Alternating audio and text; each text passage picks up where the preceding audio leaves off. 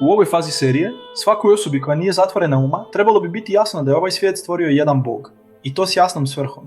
Iako su u 3 prethodne epizode prikazani brojni dokazi i čuda, znamo da će uvijek postojati ljudi koji ostaju skeptici. No budimo iskreni, zar stvarno ne vjeruješ u Boga? Ili jednostavno ne želiš vjerovati? Nije li to zapravo pitanje ponosa? U ovoj posljednjoj epizodi govorit ćemo o konačnim velikim pitanjima na ovu temu. Međutim, prije početka otkrit ćemo šta je inteligentni dizajn. Ovo naučno otkriće djelomično je doprinijelo kolapsu teorije evolucije i mnogim naučnicima ukazalo na očiglednost Božjeg postojanja. Inteligentni dizajn otkriven je pomoću najnovijih tehnologija koje razotkrivaju složenost čovjeka, životinja, biljaka i svega ostalog. Kad pogledate automobil, primijetit ćete da je skladno i dobro napravljen. Oba fara su jednake veličine i paralelno postavljena. Sve je dizajnirano tako da izgleda lijepo. Čak su i bočni retrovizori s obje strane simetrični. Da je, na primjer, jedan retrovizor veći od drugog ili da je jedan postavljen na krov, to ne bi lijepo izgledalo i nikome se ne bi svidjelo. Dizajneri su stvorili nešto lijepo, s vrlo određenim proporcijama. Svako ko vidi automobil zna da bi je stvorilo inteligentno biće. Slučaj to ne bi mogao postići, pogotovo ne sa simetričnim ili paralelnim elementima, poput onih na automobilu. Kad pogledate čovjeka, šta vidite? 2 oka, lepo paralelna, s obje strane nosa. 2 uha sa strana glave. Nemamo jedno uho ispod stopala i jedno oko na listu, na primjer. Kad vidite kako je sve dobro napravljeno, to je još jedan dokaz stvaranja od strane inteligentnog bića, jer slučaju je svejedno ima li nešto određene proporcije ili ne. A mi smo čovjeka stvorili u najsavršenijem obliku. Pretpostavljam da je svako već vidio ovu građevinu, Eiffelov toranj, ili barem njegovu fotografiju. Jeste li znali da je napravljen od preko 15.000 željeznih dijelova i 20 milijuna zakovica? Možete li to zamisliti? 20 milijuna zakovica, svaka na pravom mjestu, tako da je svaki nosač pravilno pričvršćen. To se zove inteligentni dizajn. Sve je precizno proračunato. A koliko je vremena za to trebalo? Koliko planova, koliko radnika? I nijedan nosač ne viri nigdje, zar ne? Sve je zaista veoma precizno izrađeno. Kao što rekoh, 15.000 željeznih dijelova i 20 milijuna zakovica.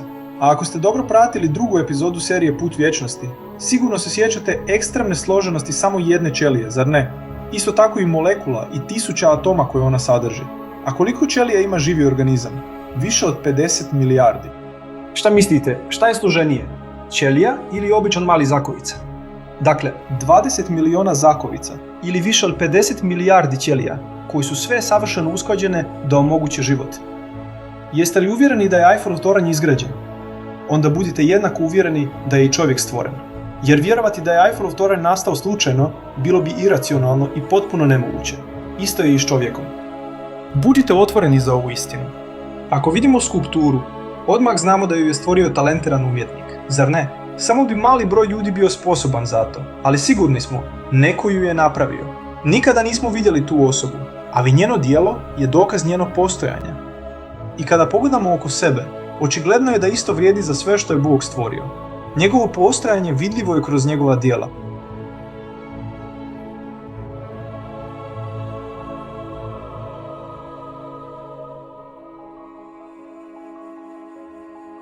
U stvaranju nebesa i zemlje i u smjeni noći i dana zaista postoje znaci za one koji razum imaju. Postoje znaci za one koji razum imaju. Postoje znaci za one koji razum imaju. Želite li cijeli život poricati očigledno? Zar zaista mislite da je svijet nastao samo tako, iz čista mira? Kao što je već rečeno, da kipar ove statue stoji pred vama, a vi mu kažete: nisi ti ovo napravio, ovo je slučajnost, smatrao bi vas ludima. Vjerovatno bi vam odgovorio: onda je ti napravio. Ako ja nisam njen tvorac, ko jeste? Jeste li je vi stvorili? Jesu li oni stvoreni ni iz čega? Ili su oni sami sebi stvoritelji? Ili su oni stvorili nebesa i zemlju, iako o tome nemaju nikakva znanja? Dobro obratite pažnju na ono što sada slijedi. Svi vi ne biste povjerovali kada bi vam rekao da je vjetar podigao pijesak i od njega oblikovao ovog konja. Čak i kada bi vjetar puhao milionima godina, nikada ne bi stvorio nešto takvo. Ako posmatramo ono što slučajnost proizvodi, to su u najboljem slučaju male hrpe pijeska, dine, ali nikada nešto ovako složeno. Sada zamislite pravog konja. Budimo barem malo iskreni. Kako je moguće vjerovati da se pravi konj sam od sebe stvorio, kada je to nemoguće čak i sa pijeskom?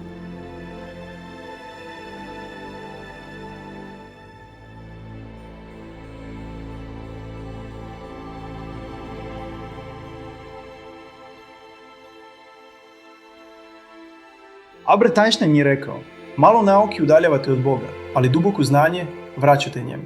Danas kako naučnici sve više shvataju da Bog postoji, odbacuju sve ljudski izmišljene predstave o Bogu. Dakle, sva lažna božanstva koja su se pojavila tokom historije. Bog sunca, Bog mora i tako dalje. Ali potvrđuju da mora postojati inteligentni dizajner, jedan koji je sve stvorio. Postoji jedan Bog. Šta nam govori vjersko svjedočanstvo?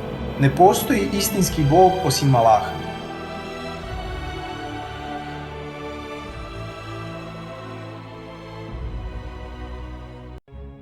Okrenimo se sada posljednjim velikim pitanjima koja postavljaju mnogi ljudi koji ne žele vjerovati u Boga. Na primjer, mnogi kažu, dobro, Bog postoji, ali zašto onda postoji toliko zla na svijetu? Zašto toliko silovanja, zločina i slično? Znamo da je život na zemlji iskušenje. Moramo činiti ono što nas je Bog naučio kako bismo dostigli džennet. Dakle, ako logično promislite o ovom pitanju, brzo ćete shvatiti. Razlog zašto na svijetu postoji zlo je taj što nas je Bog stvorio slobodnima. Ako je, na primjer, djevojka silovana, da li je to Bog učinio? Ne, nije Bog taj koji se spušta na zemlju i to čini. To je čovjek. Naprotiv, Bog je to strogo zabranio. On kaže, sada ste slobodni, ali ja vam zabranjujem da činite zlo. Sada je na vama, činite šta hoćete, ali na sudnjem danu snosit ćete odgovornost. Da nas je Bog prisilio da činimo samo dobro i da nam je bilo nemoguće činiti zlo, gdje bi onda bilo iskušenje? Tada bismo bili samo marionete. Ako, na primjer, na dan mature dođete u školu i na ispitnom listu ne stoje samo pitanja, već odmah i odgovori pored njih, gdje je onda ispit? Jer ne možete pogriješiti.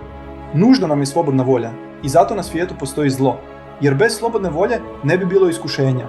Ali Bog je sve te postupke zabranio. Samo je čovjek taj koji ostaje tvrdoglav i čini zlo. Kada bi se svaki put kad je neko na ivici da ubije, Bog pojavio i spriječio ubistvo, tada bi sve bilo gotovo. Jer bismo vidjeli Boga, dakle ne bi više bilo iskušenja. Srećom, Bog se ne pokazuje i dopušta da se stvari na zemlji odvijaju svojim tokom. Isto tako je dobro što na maturi nema odgovora. Shvatite ovo dobro. Život na ovoj zemlji nije bitan. On je samo ispit. Zato Bog dopušta da se stvari događaju. Pravi život počinje nakon smrti. Odazovite se pozivu vašeg gospodara prije nego što dođe dan čije će sprovođenje Bog neizbježno učiniti. Tog dana nećete imati utočišta i nećete moći poricati svoje grijehe.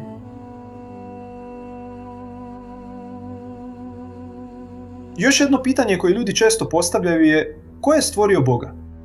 Ako, na primjer, zamolim prijatelja za dozvolu da otvorim vrata i taj prijatelj kaže čekaj, moram prvo pitati drugog prijatelja, a taj drugi opet treba da pita drugog i tako u beskraj. Hoću li ikada otvoriti ta vrata? Ne, nikada.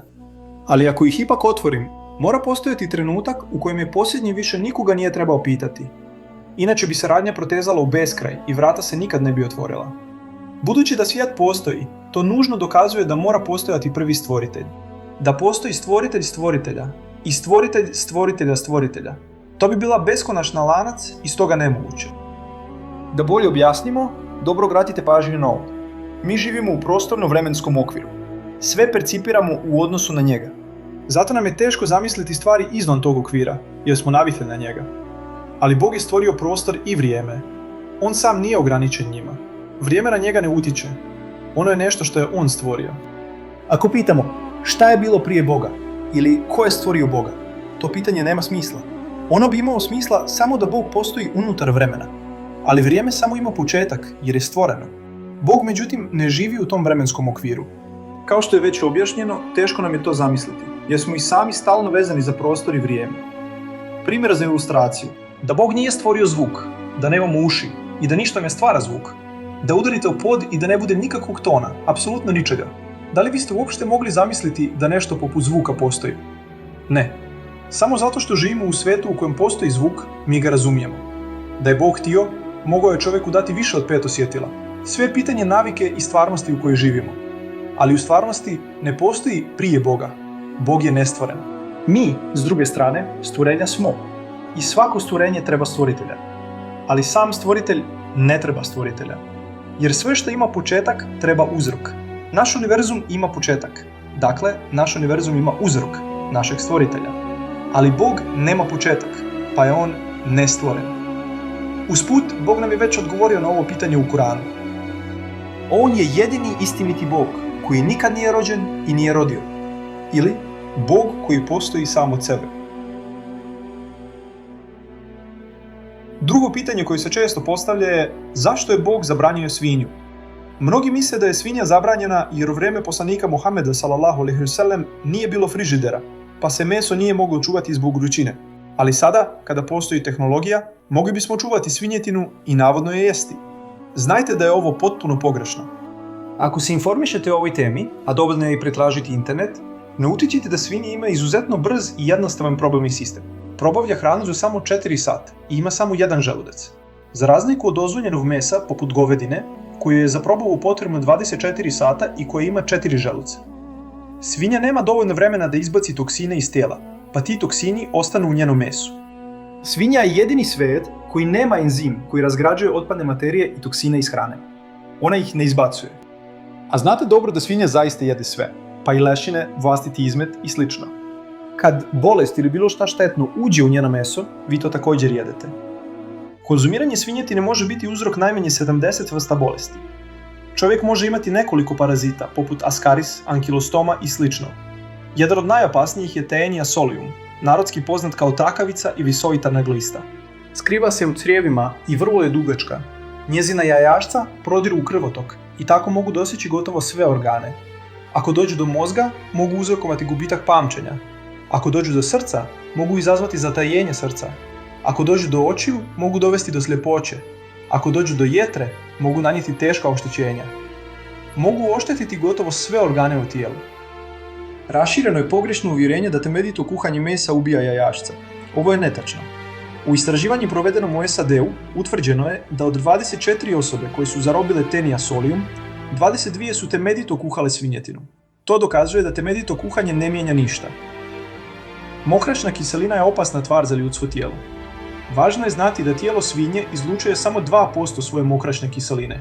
Preostalih 98% ne napušta tijelo. Zašto mislite da kod mnogih bolesti, kad pacijent dođe liječniku, liječnik vrlo često kaže da izbjegava suhe kobasice i pršut? U tijelu svinje ima još mnogo toga, ali trebalo bi previše vremena da se sve nabroji. Ali upravo zato je Bog to zabranio u Kuranu. Zabranio vam se jesti meso svinje. Ili u Bibliji, ne jedite svinjetinu, smatrajte je nečistom. I u Tori, ne jedite njeno meso, i tako dalje.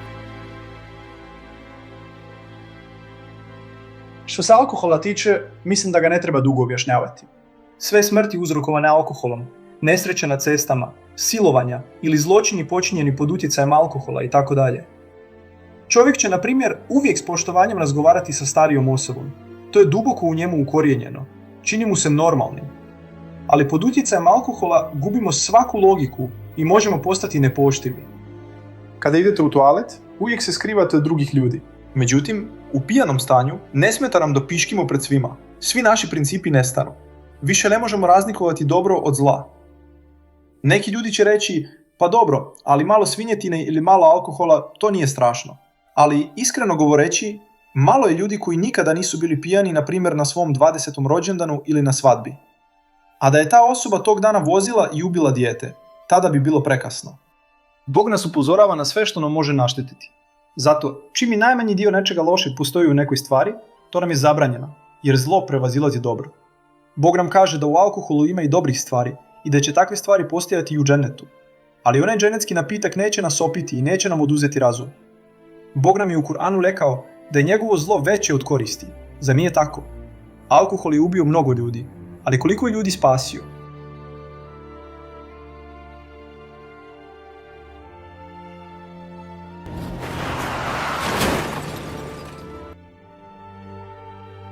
Njegovo zlo je veće od koristi, pa je bolje držati se podalje od njega. Sada je na vama da odlučite. Na zemlji postoji iskušenja. Donesite svoj izbor i svako će preuzeti odgovornost kada dođe dan nagrađivanja. Neki ljudi mogu reći, pa dobro, ali ako je svinjetina štetna, zašto onda dobro ukusi? Međutim, ako razmislite, to je potpuno logično, jer je to ispit. Moralo je nužno dobro ukusiti da bi se ispitalo hoćemo li je jesti uprkos dobrom ukusu. Da li bi, na primjer, ljudi jeli da ima ukus izmeta? Naravno da ne. I tada ne bi bio ispit. To je kao kad žena želi testirati muževu vjernost. Da li će mu poslati staru, naboranu ženu da ga zavodi? Ili će mu poslati mladu, lijepu djevojku? Naravno da će mu poslati lijepu djevojku. A Bog čini potpuno isto. Ovo je samo iluzija, obmana, a život ovdje je samo varljivo uživanje.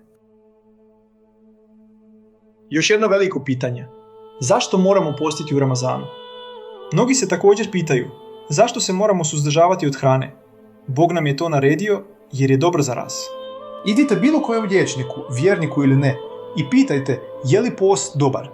Svi će vam reći da je mat izuzetno zdrav, da predstavlja vrstu čišćenja želuca, da tijelo odmara itd. Mi dnevno jedemo previše, stalno nešto grickamo, tijelo nikad ne odmara, želudac neprestano radi. I pitate se zašto postoji toliko bolesti jetre, bubrega itd. Ali Bog nas nije tražio da jedemo toliko dnevno. Prvobitno, čovjeku nije potrebno toliko obroka. Ramazan služi i da se stavimo u poziciju siromašnih koji nemaju šta jesti. Da li malo razmišljate o tim ljudima dok svake večeri pripremate meso, priloge, umake? Vi ste žedni, samo okrenete slavinu. Dok drugi moraju hodati kilometrima da donesu vodu iz bunara.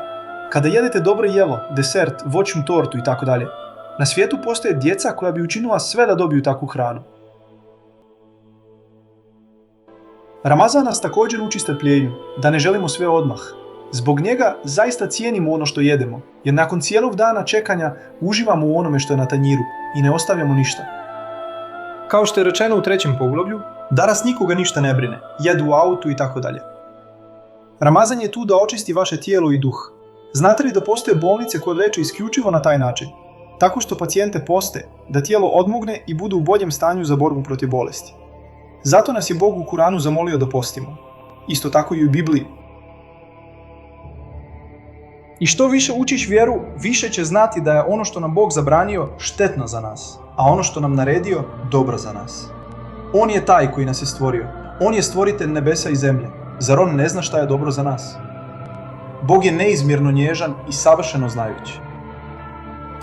Ali usprkos svemu tome, ljudi se i dalje drže ovog života, ne mareći za ahiret.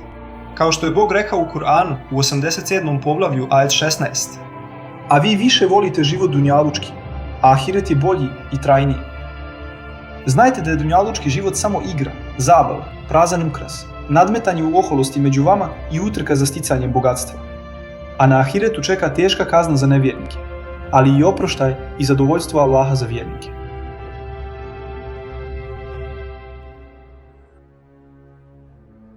Sve što ovdje radimo, prolazno je. Uvijek je u prošlosti. Bio sam tamo na odmoru, to sam radio prije 2 godine. Vidio sam ovo ili ono i tako dalje. Sve je uvijek privremeno i prošlo. Sve što vam je dato je kratkotrajno uživanje dunjaluka i njegovog ukrasa. A ono što je kod Allaha, bolje je i trajnije. Zar ne razumijete? Mislite li da su bogati oni koje Bog voli? O ne, bogati se iskušavaju jednako kao i siromašni, možda čak i više. Jer kada si bogat, često imaš sklonost da postaneš ohol i da zaboraviš na Boga. Kažeš sebi, to je moj novac koji sam zaradio. I počneš biti arogantan i slično. Možeš sebi priuštiti mnoge stvari jer imaš sredstva. Na kraju, naš duh postaje zaokupljen svim tim beskorisnim navikama i kupovinom materijalnih stvari. Dok siromašni mnogo više razmišljaju o Bogu i nisu toliko rastrojeni kao većina bogatih, koji provode vrijeme u hotelima, tržnim centrima, zabavama i slično. Zato je naš voljeni poslanik sallallahu alejhi ve sellem rekao da je vidio mnogo siromašnih u džennetu. Bog je o nevjernicima, koji se brinu samo za novac, zabave i užitke, rekao: oni više vole ovaj prolazni život i ostavljaju iza sebe težak dan, i ostavljaju iza sebe težak dan, i ostavljaju iza sebe težak dan.